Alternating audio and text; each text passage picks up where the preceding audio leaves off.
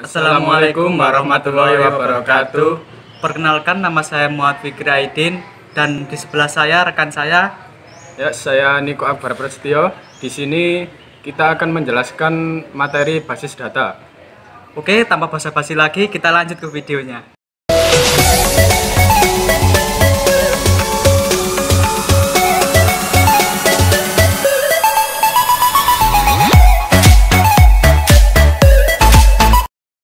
Baik, di sini saya akan menjelaskan tentang aljabar relasional yang kedua. Pada aljabar relasional itu terdapat operator tambahan, yaitu seperti intersection, kemudian join atau theta join, kemudian equi join, kemudian terakhir division. Intersection. Operasi ini dinotasikan dengan R, kemudian kayak tanda N tapi melengkung gitu, S. Hasilnya adalah berisi nilai yang memenuhi baik pada tupel atau baris R dan S sebagai irisan. Bisa dicari dari operasi dasar, yaitu R minus dalam kurung R minus S. Di sini saya memiliki contoh. Di sini saya memiliki dua tabel, yaitu relasi R sama relasi S. Kemudian kita disuruh untuk mencari R intersection S. Berarti syarat dari intersection S yaitu anggota dari relasi R harus ada di relasi S maupun sebaliknya. Berarti kita cari anggota yang sama saja. Kita cari anggota yang sama atau anggota yang ada di dual tabel tersebut, yaitu kita temukan di sini, yaitu DAF.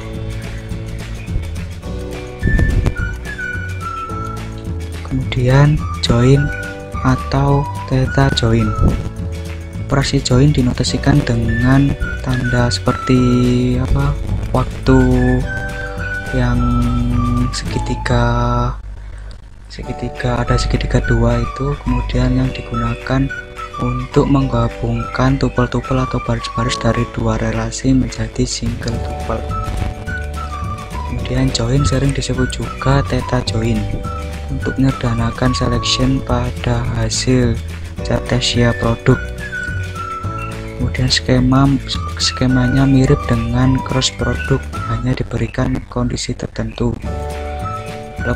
Kemudian lebih sedikit tupel atau lebih sedikit baris yang dihasilkan dibandingkan dengan menggunakan operator cross product karena komputasinya lebih efisien. Nah, di sini saya memiliki contoh. Saya memiliki dua tabel, yaitu tabel R1 sama tabel S1. Kemudian kita disuruh untuk mencari S1 join, syaratnya yaitu S1 pada tabel S1 field SID harus lebih kecil dari R1 pada tabel R1 field SID relasi R. Berarti kita cari dulu pada tabel R1, kita cari dulu angka kita cari dulu SID yang paling besar. Kemudian kalau sudah, kita masukkan SID dari S1 yang lebih kecil dari SID paling besar di R1. Akhirnya kita temukan seperti ini. Di R1 nya hanya ada yang paling besar saja, yaitu 58 saja datanya. Kemudian yang di S1 nya ada dua yang lebih kecil dari 58, yaitu 22 sama 31. Kemudian equi join. Biasanya kasus khusus dari condition join di mana kondisi kosong hanya berisi kesamaan atau nilai yang sama dengan kedua relasi. Skema hasilnya hampir sama dengan cross product, tapi hanya berisi satu copy file yang mempunyai kesamaan dari file yang sudah ditentukan. di sini saya memiliki contoh. Di sini saya memiliki dua tabel, yaitu tabel R1 sama tabel S1. Kemudian kita disuruh untuk mencari S1 join SID dari tabel 1. Berarti kita masukkan semua SID dari tabel 1. Kita tentukan dulu SID mana dari R1 sama S1 yang memiliki kesamaan. Kemudian kita masukkan datanya. Akhirnya di sini kita temukan yang sama, yaitu SID 22 sama 58. Berarti kita masukkan data dari SID 22 sama 58. Kemudian kita lanjut ke division. Tidak mendukung operator primitif, tapi sangat berguna untuk mengekspresikan query seperti cari semua pelaut atau sailor yang telah memesan semua kapal atau boat. Misal A memiliki dua field yaitu X dan Y, sedangkan B hanya memiliki satu field yaitu Y. Jadi dinotasikan seperti di bawah ini. Misal A per B berisi semua tuple atau baris X sailor, di mana untuk setiap tuple Y atau boot dalam B terdapat tuple X, Y dalam A. Pada umumnya X dan Y terdapat menjadi anggota field. Y adalah daftar field dalam B dan X gabungan Y adalah daftar field dari A.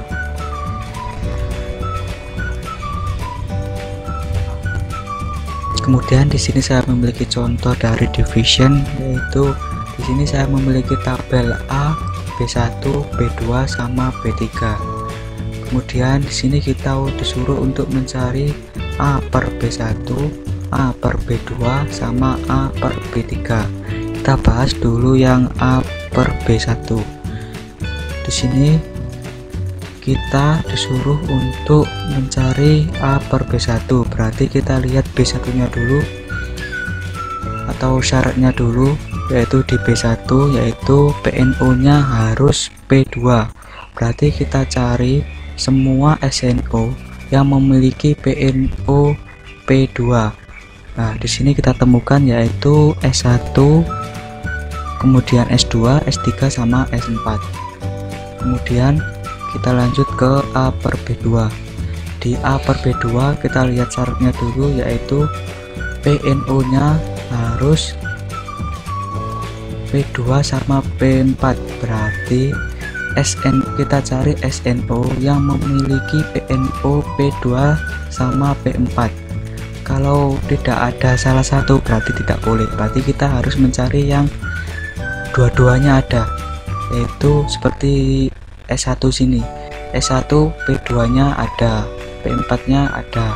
Kemudian kita lanjut ke S2, S2 nya P2 nya ada tapi P4 nya gak ada, berarti tidak usah dimasukkan. Kemudian S3, P2 nya ada tapi P4 nya gak ada, berarti tidak usah dimasukkan. Kemudian lanjut ke S4, P2 nya ada, P4 nya juga ada, berarti SNO yang memenuhi syarat dari A per B2 yaitu S1 sama S4. Kemudian kita lanjut ke A per B3. Di sini A per B3 memiliki syarat PNO nya harus P1, P2 sama P4. Berarti kita cari SNO yang memiliki PNO P1, P2 sama P4. Kita lihat dari S1, P1 nya ada, kemudian P2 nya juga ada, kemudian P4 nya juga ada, berarti masuk.